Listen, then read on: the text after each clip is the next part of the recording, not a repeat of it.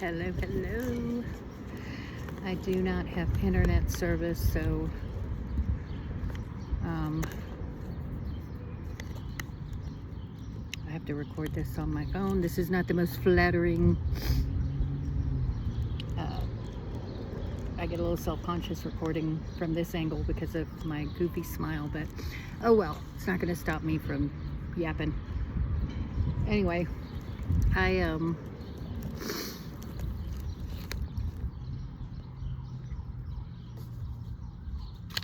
just got out of my therapy session and my case manager session. I'm so grateful that 2 weeks ago or a week and a half ago, God, it's gone by so fast, I asked the universe to help me, and the universe did. I've already had 3 therapy sessions, and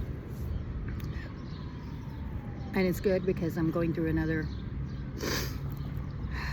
life-changing event.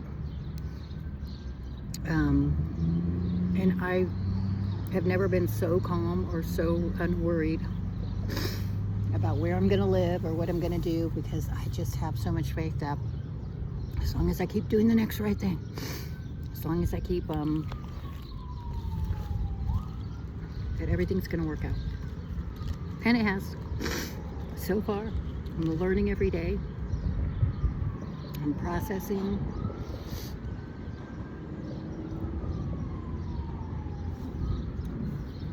I'm learning that, when the rug gets pulled out from under you, it's not always a bad thing. It may be the universe just saying, hey, you know how you've been saying you're ready to move on? This is the universe kind of forcing me to move on. And so I don't know where I'll live next, and I'm okay with that. It feels very cool to be at peace. Like, I really literally don't have a lot to worry about.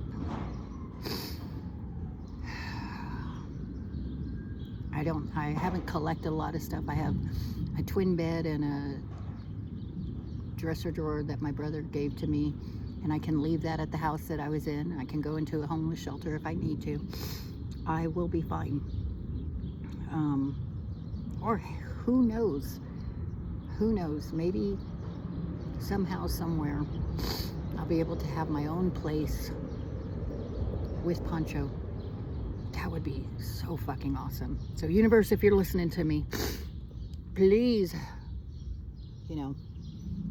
tell me what I need to do to be able to ask for assistance and willingly receive the help. And as much as I appreciate being able to rent a room, it would be really nice to be able to have my own space, my own kitchen, my own area.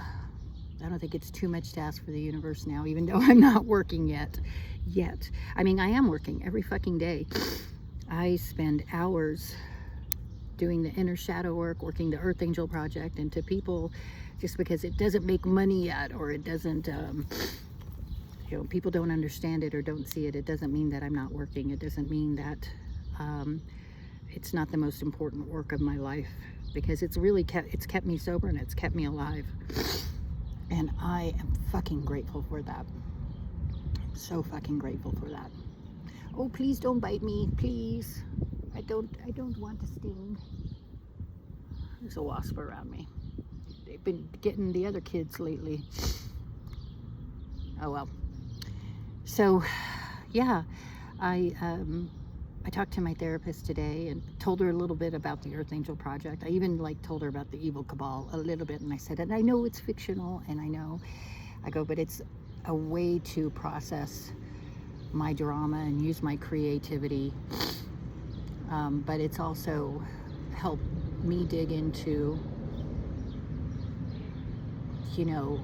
old memories and things that I've never taken the time to address, which is like my family relationships and some of the trauma that they've put me through, whether they want to admit it or not, whether they see it as trauma or not. I finally see it, and I see why I'm stuck. And I'm not blaming my family. I literally prayed to the universe that that my eyes would be opened and that I would see who was for and against me. And I'm not saying that my family is like purposely against me. I think that they have wounds that they haven't healed. I know I grew up in the same fucking environment they did, but instead of choosing to heal, you know, they've chosen to judge. And what a sad place to be. I mean, it's a lot easier to judge other people than to like ask yourself, why wouldn't I help my 5-year sober sister, the one that really loved me and took care of me when I was young, or even when I was a young adult, let me live with her, who let me and my wife live in her apartment rent-free. I mean, my older brother, my sister, like how many times did I go and help her? And not that I would ever accept any fucking help from Laura. She would try to kill me. And that's what I realized, like, I don't want anyone in my family's help. I would rather be homeless.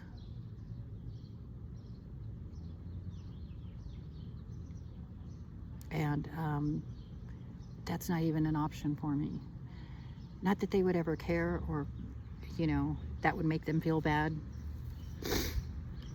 to understand, but it should, to realize that I literally would rather risk my life on the streets than to ask them for help. And it's not out of pride. It's not because I'm embarrassed, or because I've been drinking, or because I'm a bad person and I don't want them to see how bad, you know, like that I've been doing bad. It's opposite that. It's that I'm a good person. It's that they weren't there when, you know, I was on the verge of losing everything. And I'm sure they will blame me. Well, you're the one that blocked us. You're the one that didn't. You never asked why. You never asked why. You never asked what was going on. You just assumed that I had relapsed. You just assumed that William was perfect and I was making up that he was stalking me. And even if he wasn't, I believed he was. That should have been enough for you in my sober mind to, I mean, in my sober mind, I 100% stand by everything that I have said from the beginning till now. And now it's just a fictional story, you know, that helps me process the trauma that I'm experiencing, that I have experienced in all of my life. And it helps me become a better fucking human, to give a shit about what's happening outside in the world, to victims of Gaza, victims of Epstein, victims of our government, you know, being able to look through the Earth Angel's eyes and not be so wallowed in my little 3D Terry Della Rosa, I'm about to be homeless eyes. This is nothing. Finding my next space to live is nothing compared to, you know, the big atrocities out there in the world. The devil hits like a bitch. This ain't my first rodeo. I have buried my daughter. I have buried my daddy within 6 months of each other. This ain't nothing whatsoever. So it feels pretty fucking empowering to be in that position and not scared about what's coming up next. And just the idea, you know, when I was talking to my caseworker, like, is it going to take me a long time to get into a homeless shelter? Am I going to have to be out in the street for a little while? Because I really want to keep Poncho. And for her to even say, God, I'm afraid to even put this on live because it's almost like they'll be like, "Rrr," but I'm going to put it out there anyway because I don't give a fuck. She was like, ideally, I really hope that we can find, you know, a place for you and Poncho. We've really got to get you a job, but we could probably find you a home, just you and Poncho together. And I hadn't even thought that if I just took a risk and said, okay, I'm going to move out of this place and I don't know where I'm going to, I was going to end up in some shelter if I was lucky. Maybe I won't. Maybe I'll finally at least get a safe place like I've been begging for. Just me and Poncho so that Deli can still come and visit me. And if I have to work and get a part-time job or whatever, I don't care if I'm flipping burgers, if it's enough. I would love to work part-time enough to pay my rent so that I could finish going to my therapy, doing my group sessions. I'm going to start group next week. Finishing my Earth Angel project. Learning, I talked to a friend earlier who's been watching this for years, me do this Earth Angel project, and he gave me great suggestions, thank you, Lee, about putting my thoughts into shorts, because I can babble on.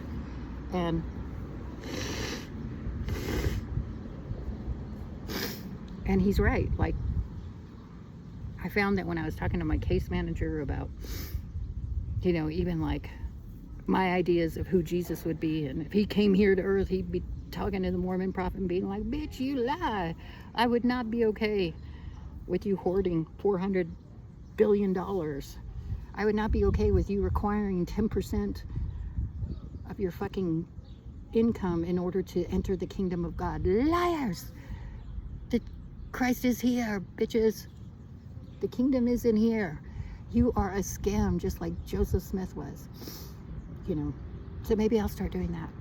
And I am excited. I'm excited that I didn't go down this rabbit hole like, whoa, it's me, I'm so sad. I'm gonna be all right. I'm gonna be more than all right. And this is just what do we call undercover work for, you know, my passion project, which isn't just the Earth Angel project, but it's like at some point helping build a recovery program and a recovery center that will help, you know, women or men that struggle with CPTSD or PTSD, which is what I'm in the middle of right now. It's terrifying to think that I don't have a place to live again. And this has been the repeated pattern. It doesn't matter if my ex is sabotaging my life. He probably isn't, okay? But I am living in a terrified state, thinking, what if all the shit I've been talking about him, all the truth I've been saying about him raping me, and if there is anyone out there that has been raped by him after, you know, my statute of limitations, when I would gladly go in court and speak up, because I feel bad that I didn't do something back then. And if he hurt someone after he hurt me, my living amends would be to face him in fucking court and say, yes, this motherfucker did this. She is not lying. And so I put that out there a few months ago, and I'm putting it out there again. I'm not afraid. I hope he's watching. If he's stalking me, I hope he's fucking watching.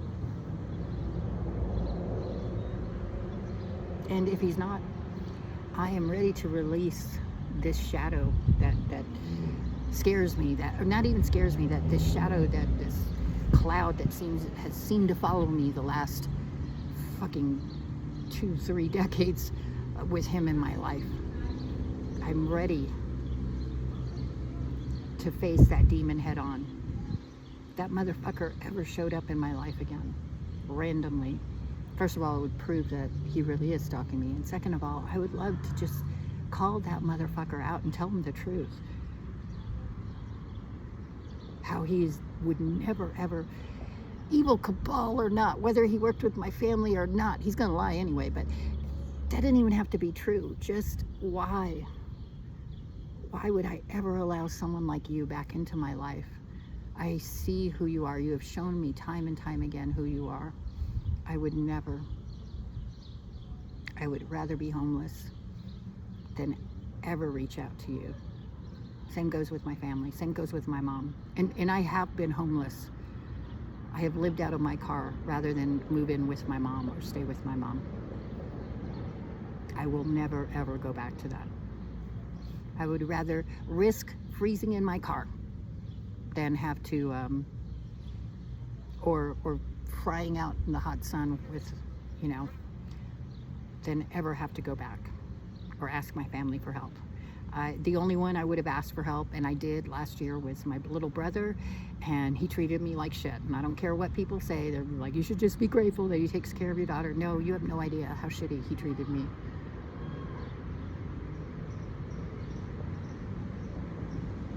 So I am good in the hood. And I don't need to explain to anyone, except for my daughter. I will let her know as soon as I have a better understanding of where I will be laying my head. I am grateful to the universe for giving me this. If I had not gone through this rock bottom sober, I would never have connected spiritually to my ancestors. I never would have connected to, learning how to breathe, learning how to meditate, get my hoofs in the grass like they are right now, listening to the birds chirp. Look how pretty it is out here. Look at that. Isn't that gorgeous? Gorgeous. There we go. So that's where I'm at. That's where, and I feel good. I feel good. I'm happy that I have a game plan. Tomorrow things may change, and sometimes, I get hope, and then I'll go back into the office and they're going to be like, nope, it's not going to work out. And I'm like, that's okay. Being able to just be at peace and just roll, like they say in the hurricanes, the things that get destroyed, aren't you always surprised, like a whole fucking building can just be picked up and thrown across the town, and then you have this like bush or these plants, these trees that still survive it, and you go, how did that survive the hurricane? It was right next to this firm building, and the reality is it surrendered. It bent. You can't control the hurricane, you can't control the winds, but you can go with the flow. You can accept it for what it is, and you can just roll with it. And the harder you fight against it, the more you insist, no, you are not a hurricane, I will stay here. The harder your resistance to that wind, the more likely your house is going to be blown away. But if you sit and just say, okay, universe, what do I need to do? And you just go with it. You can survive. You will survive. And maybe that building that was right next to you needed to be leveled. And now you have a much better vision. And here you were, terrified of the storm. They are scary, but you survive. And that is what I am doing every fucking day. And I'm really proud of myself. So I'm going to wrap it up here. It's a short one. I'm going to go home. I want to get to soak in the bath. I'm supposed to have the house alone for a little while, which will be really nice. Soak in the bath and chill out. Hang out with my panchitos. Work on the Earth Angel project. Check out the novella. See what these heifers been up to. I need to upload this on the YouTubers, and then I'll probably go live tonight. But if you are watching and if you are part of my spiritual journey, thank you. I am so grateful. I am so fucking grateful for everything that I've been through. I didn't think I could always say that. Some days I don't feel like that, trust me. Tomorrow it may be different, but I am absolutely grateful for every moment. This is a research, undercover boss for my recovery home that I hope to start for people in these types of situations. I am taking mental notes. I am taking physical notes. I am recording it every day. And I am grateful that my ancestors and my higher power chose me to, document my journey, use my creativity with my crazy novella, and use all sorts of different, it's helped me to open my mind, not be so judgmental again, like how I was raised. The tarot cards are evil. Bitch. Well, you know what's evil? A church that hides satanic pedophiles. Church that steals Masonic rituals and puts them in their temples and then calls it the only true church on earth. That's fucking evil. So I'm a little feisty these days, and I like it. Heifers don't, though. Anyway, we got these whippersnappers. in the background, but I'm heading back to home for now. Thank you for being part of my spiritual journey. I love you. Bye.